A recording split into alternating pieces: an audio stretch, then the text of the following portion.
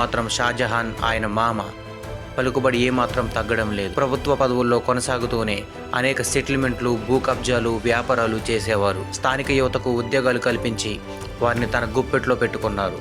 స్థానికంగా జరిగే పేదల పెళ్లిళ్ళు, ఇతర శుభకార్యాలకు వారికి ఆర్థికంగా సాయం చేసి ఆ ప్రాంతంలోనే బలమైన నేతగా ఎదిగాడు. 2013 సంవత్సరంలో తృణమూల్ కాంగ్రెస్ పార్టీలో చేరిన షాజహాన్ మాజీ మంత్రి జ్యోతిప్రియ మాలిక్కు దగ్గరయ్యాడు.